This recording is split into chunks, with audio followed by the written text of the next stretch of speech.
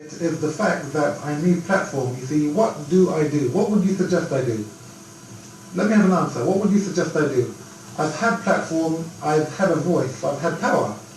Power is press. Power is being able to have the people talk about you. Being famous is it's a very good thing. As I said before, it's something which I didn't appreciate when I had it in abundance. Can be a drug, though. It can be a drug? A drug. A drug? A drug. Oh, absolutely. And it's corrupting. Okay, but let's not get into any of that. Let's just get into let's just keep to the fact that, yeah, it can be addictive. There's a point, It's addictive for what reasons? And the reasons for me simply is that it gives me platform. Now, if that platform is being recognized in the street, and people coming up and shaking my hand and say, I respect your boxing ability, fine, that's good. But that also takes me somewhere else. It gives me, it makes people listen. If I have something to say, people will say, I'll listen to that. I may agree, I may not, I may disagree. But I'll listen. And that's why I'm boxing. And you know, I'm having to do so much research on Chris Eubank Sr. because over here in the United States, we don't have access to the readily available interviews, boxing matches, or, you know, appearances and things like that over in the United States.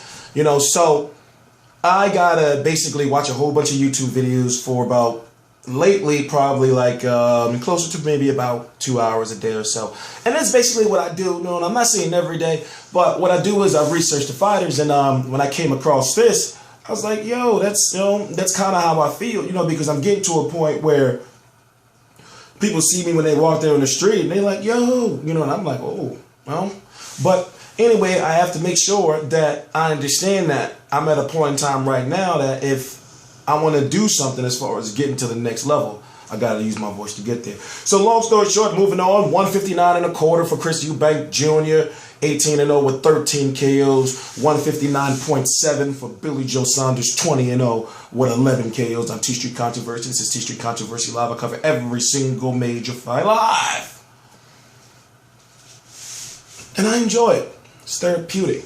So, November the 29th, 2014, on ESPN3, if you're in the United States, this is big. There's a point that ESPN3, if you're not doing anything, it's a Saturday. It's the Saturday after Black Friday. You probably was shopping. Yo, don't miss out on this event.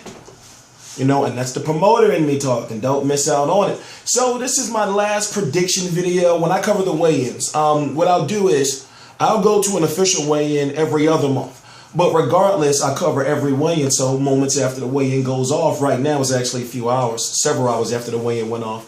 I do a video, and you can consider that like the final predictions or final news leading into the fight. So, I find myself looking at Chris Eubank Jr., and I say, okay, in the ring, he's a menacing force. Outside the ring, he's a nice guy. And I'm talking, there's a complete contrast right there. Now, I know you got to be that way, but at the same time, he's so cold in the ring. And I understand, it's about, okay, I'm cold in the ring. But let me not, you know, spend too much time on that and say, look, tag, damn it. Let me not spend too much time on that and say, you got Billy Joe Saunders who has better mic skills. He can sell the fight talking. So as in Chris Eubank Jr., needs platform. I'm willing to go back into the gym. I'm willing to go back onto the road. I'm willing to get in there and fight for that platform. So as I say, forgive me when I use those words, of which I believed in, and I would have fought to speak those words with my life when I spoke them. And as I do now, you know, I will defend with my life the words I spoke when I did. I was young then, and now I've grown. Time has passed. So, what basically, okay, let me give you a scenario. In between a round, you'll have Chris Eubank Jr. sitting in the corner on a stool, stone-faced, looking straight up. Then you have the trainer, you know, applying the Vaseline and everything. You'll get his father step into the ring all slow with his man purse. And then what he'll do is he start looking at his son like,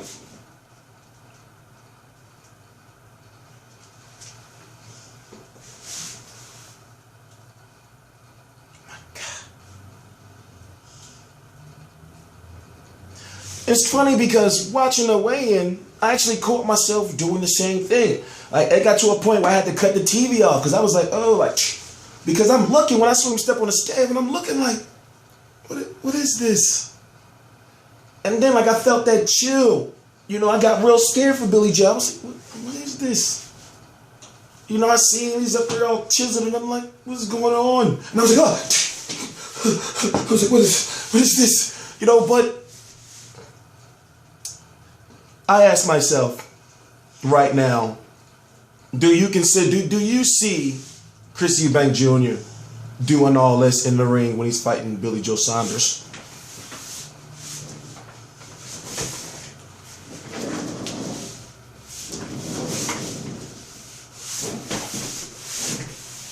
I don't see that. Billy Joe is a very highly decorated amateur. He's undefeated. He's 11 KOs for nothing. I mean, no, for something it's not for nothing. And if you look at the fact that Eubank has only been to an 8-round fight, you've got Billy Joe, who has, if I'm correct, 6 12-rounders, you know, that he's went the distance. So, look at the better resume, obviously, and you look at, if you look at the fact that Chris Eubank Jr. is fighting a Deontay Wilder-ish type resume, and then you look at the fact that Billy Joe is stopping Gerald Fletcher, who went on and got beat up by Danny Jacobs. You know, so the resume is better. So I ask myself, we see this dominant force right there, or what we see, or what we feel is a dominant force. And you have to ask yourself, what if he loses? This is a situation like Nathan Cleverly versus Tony Bellew. It was a situation where one of the fighters were going to be stuck on that domestic UK level and not going to the world level. To whereas now you got Tony Bellew lined up for a title shot in a division where basically he has a chance. He has a shot in that division.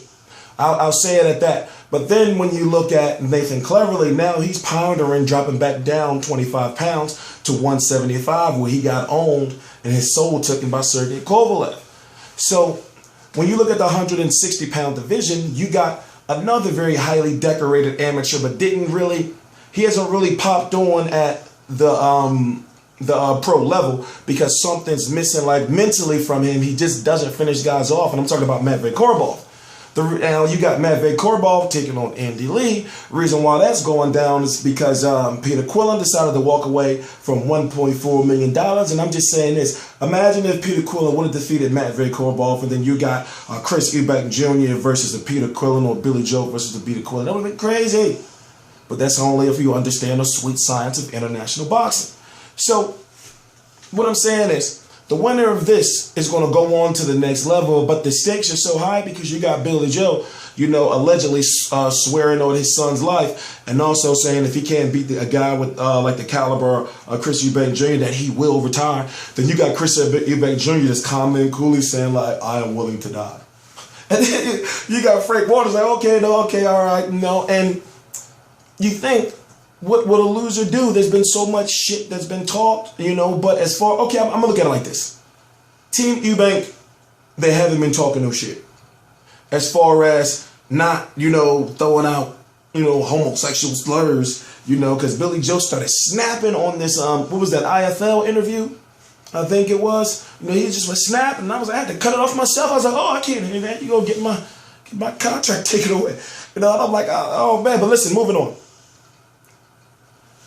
You got them not showing up to press conferences, not doing any face-offs. You know, that's the mind games. You know, just like them wanting the $50,000 to go into escrow, you know, or whether it was, you know, that's the mind games. You know, them, you know, like saying they're going to show up and then don't. The mind games. You know, when it comes to them taking their time and signing the contract, the mind games. That's his father. That's Eubank Sr. Like, now listen to what we're going to do, son. They're going to call. Do not sign the contract. We're going to make them wait.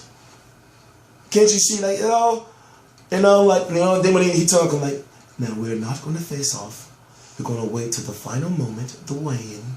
Can't you see his father just orchestrating it? But that's because you got to know how he worked before to sell his fights. And as far as keep himself in the media to whereas in whether they liked him or not, people listened to him.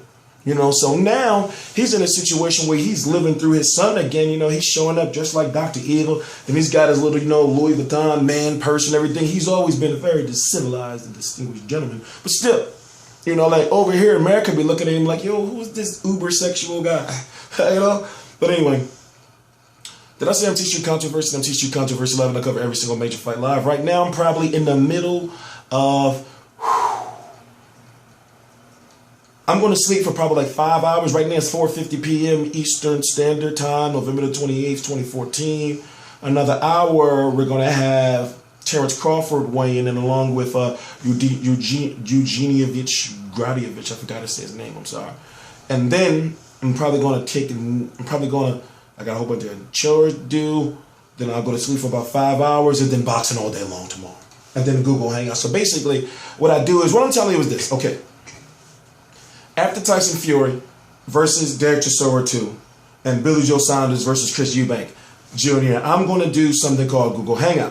What a Google Hangout is, it's a live streaming video service. Now I'm doing something I haven't done before. I'm doing 2 of them in one day. So what I'm going to do is, after the event goes off, about a half an hour to an hour, I'm going to put out my initial post-fight video. Then I'm going to go on Google Hangout. And I'm going to, basically what it is you'll be able to join, we debate and talk about the fight. Simple as that. So there's going to be some very credible boxing fans here. So, you know, you're not just coming in with some geeks and some dudes that's just sitting around. No. You know, in fact, I'm probably one of the highest ranked or rated Google Hangouts. I haven't checked. But anyway, you know, like, go check out my other Google Hangouts. You don't have to watch them, but, you know, just basically, you know, like, click through them, you know, see what the feel of things are. And I'm going to be here on my time. It'll probably be something like maybe 7 p.m. On your time, it may be around 11, maybe around midnight, you know, if you're in the UK. So I'm going to say this. I'm T-Street Controversy. This is T-Street Controversy Live. I've got Billy Joe Saunders by experience and boxing ability. Now, do I feel, put it this way, we don't know what Chris Eubank Jr. we're going to see. We don't know. We see this devastating force, but at the same time, we saw a guy that could have easily got his opponents out of there in one round, but he don't. You get me? He don't. So, you know, it is what it is. I'm T-Street Controversy. This is T-Street Controversy Live. Please subscribe. Real Combat Media below.